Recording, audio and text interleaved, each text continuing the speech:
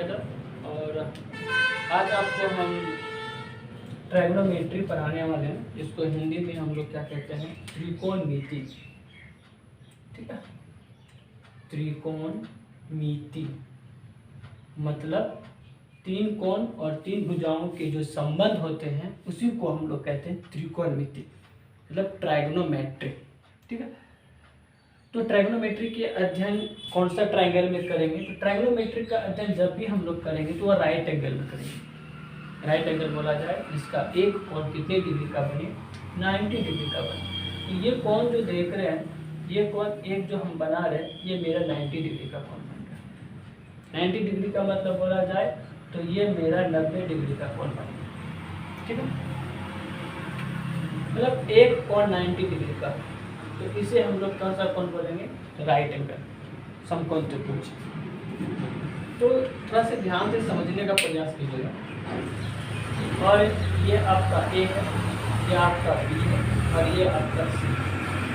Right angle का मतलब है कि ये कोण आपका 90 डिग्री का और ये आपका 90 डिग्री से छोटा है, ये दोनों कोण, जिसको हम लोग न्यून कोण कहते हैं। तो ये आपका 90 डिग्री और ये दोनों कोण आपका है न्यून कोण, ये 90 डिग्री से छोटे है। तो ट्रायगोनोमेट्री में कोण और भुजा के बारे में जो अध्ययन करते हैं उसी को हम लोग क्या कहते हैं? तो त्रिकोणमिति कहते हैं। समझे? तो ध्यानपूर्वक से समझने का प्रयास कीजिएगा। तो ट्रायगोनोमेट्री में ये हमारे जो ट्रायंगल है, ये जो हमारे राइट एंगल है, इसके ये वाले भुजा को हम लोग क्या कहते हैं? परपेंडिकुलर। और इस वाले भुजा को क्या कहते हैं? हाइपोटेन्यूस। और इस वाले भुजा को हम लोग क्या कहते हैं? बेस। मतलब बोला जाए कि राइट एंगल में तीन भुजा होते हैं, तीनों भुजाओं का नाम है। इसको इंग्लिश में परपेंडिकुलर, इसको हाइपोटेन्यूस, इसको बेस। हिंदी में बोला जाए तो इसे हम लोग कहेंगे लंब, इसे बोला जाए तो हिंदी में बोला जाएगा इसे आधार, और इसे हिंदी में बोला जाए तो इसे हम लोग कहते हैं कर्ण। ठीक है, राइट एंगल में 3 साइड और 3 साइड में से एक लंब, एक आधार, एक कर्ण। ठीक है, ये राइट एंगल जब भी एक ऐसे भी राइट एंगल बना सकते हैं। ये भी मेरा मतलब इसका एक जो साइड देख रहे हैं, ये वाला जो साइड देख रहे हैं, ये लंबवत, लंबवत मतलब एक सीधा हो, लंबवत, ये सीधा हो, क्योंकि ये सीधे पर हमारे कितनी डिग्री का कोण बनाते हैं? 90 डिग्री। तो इसके 90 डिग्री की सामने वाले को जब भी होगा तो वो मेरा क्या होगा? कर्ण। तो इसके सामने ये मेरा कर्ण बन, इसके सामने ये है तो ये मेरा कर्ण बन, और ये मेरा क्या बन जाएगा? ये तो बन जाएगा मेरा लंब, और ये मेरा क्या बन जाएगा? ये बनेगा मेरा कर्ण। समझे? एक कर्ण, एक लंब, एक आधार, चाहे आप जैसे भी। ठीक है, तो ध्यानपूर्वक से और अस्थिर से समझने का प्रयास कीजिए। तो आप लोगों को हम, और इसमें हमारी कुछ बातें भी हैं, ध्यान से समझिएगा। तो कुछ बातों को ये कर्ण ज्ञात करने के लिए यदि हमको इसमें एक हमारे होते एक याद आता है, जिसका हम लोग पहले भी पढ़ चुके थे, पाइथागोरस परिमेय। कि पाइथागोरस परिमेय क्या होता है, ध्यान से समझिए। पाइथागोरस परिमेय में आपका ये क्या है? तो ये कर्ण है, तो ये हम बोलेंगे कर्ण का स्क्वायर बराबर आपका लंब का स्क्वायर और प्लस आपका होता है आधार का स्क्वायर। मतलब पाइथागोरस परिमेय को हम लोग क्या कहते हैं? कर्ण का स्क्वायर बराबर लंब का स्क्वायर प्लस आधार का स्क्वायर। ये हमारे पाइथागोरस परिमेय। पाइथागोरस परिमेय को ध्यान से समझने का प्रयास करें।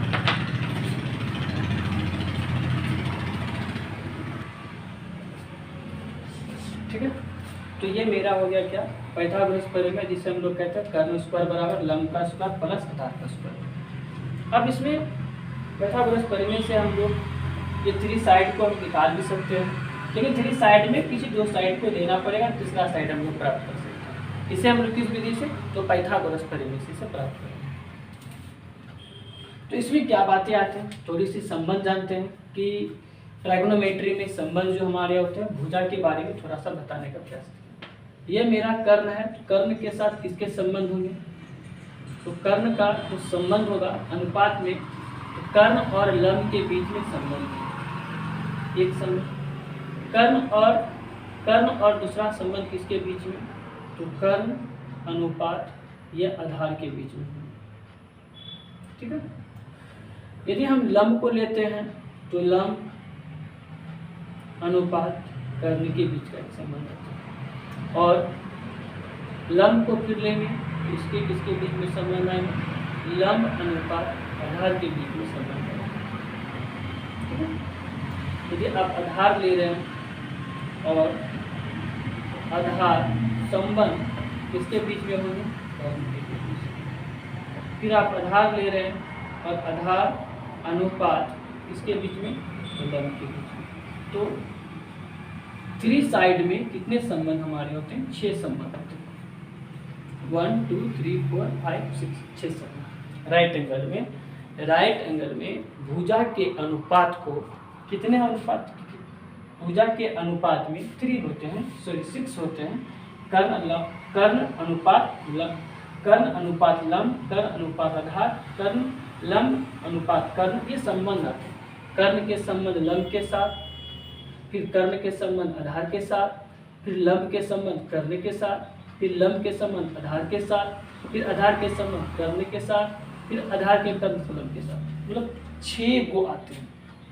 कितने आते हैं इसमें? 6 आने का प्रयास करते हैं। ठीक है। तो 6 साइड आ गए। इसका एक ट्राइगोनोमेट्री रेशियो में इसको हम लोग समझते हैं अच्छे से।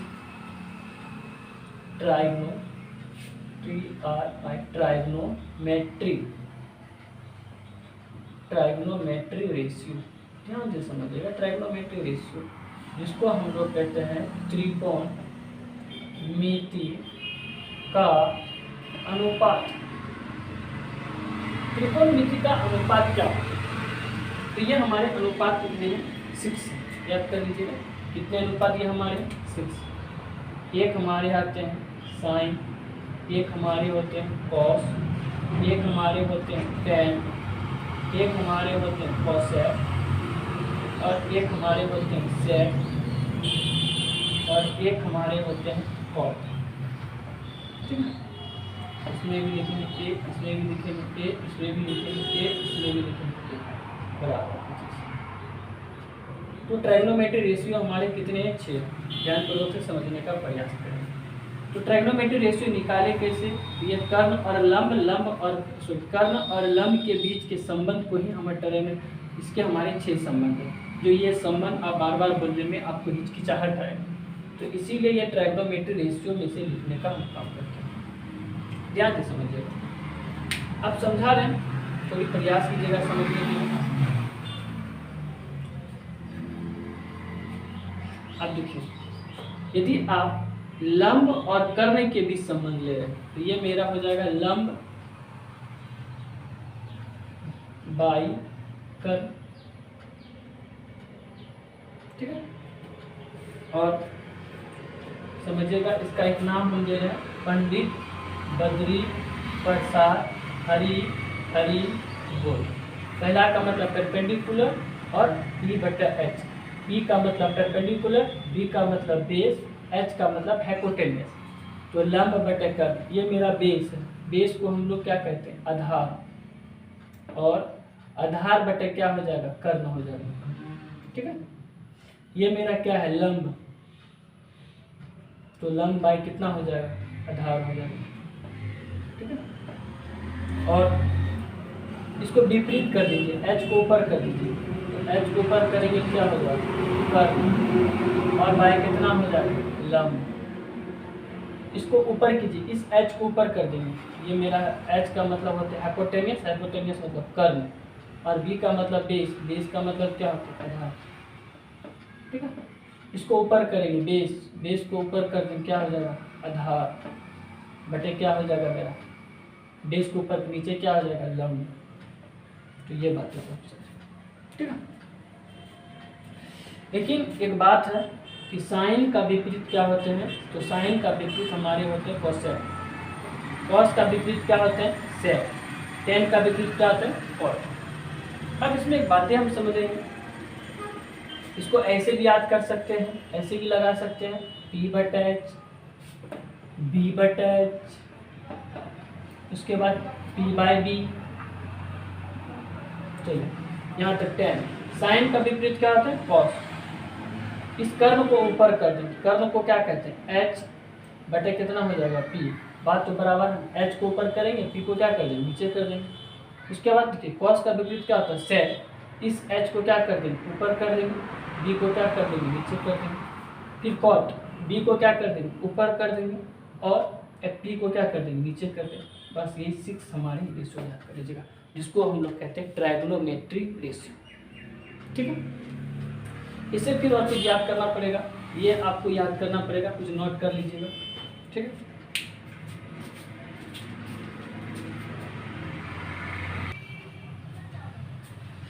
तो इसको ध्यान से समझने का प्रयास करेंगे कि साइन का विपरीत क्या होते हैं? कोसेक होते हैं। तो हम लोग लिख सकते हैं, इसमें 6 को नोट कर लीजिएगा, आप लोग भी बहुत ध्यानपूर्वक समझने का प्रयास करें। 6 नोट करिएगा।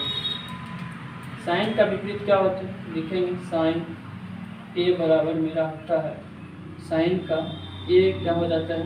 1/कोसेक होने का काम करते हैं। ठीक है, यदि आप कोसेक बोलिएगा तो कोसेक का क्या होता है? विपरीत 1/साइन होता है।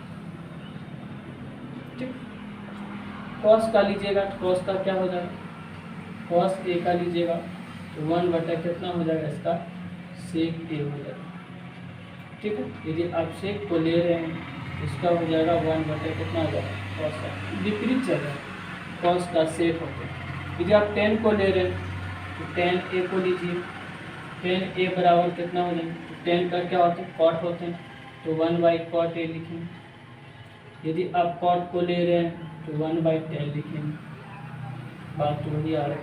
तो ये 6 को आगे चल के शायद 100 इसमें आपको बोला जाता है कि ये आपका NCERT में नहीं, तो ये हम आपको किसकी विधि से ये हम समझाने की तरीका समझा दिए कि 6 चीज़ आपका भी याद करना पड़ेगा, जो क्लास 10th में इसका भी रोल होता है। ठीक है, तो अब हम लोग इसमें 6 चीज़ के पहले बेसिक जानकारी कर लें। ट्रायगोनोमेट्री क्या होता है, ट्रायगोनोमेट्री का रेशियो क्या होता है, ट्रायगोनोमेट्री का ये 6 पार्ट अब याद कर लीजिएगा। ठीक है, अब हम लोग चलते हैं चैप्टर।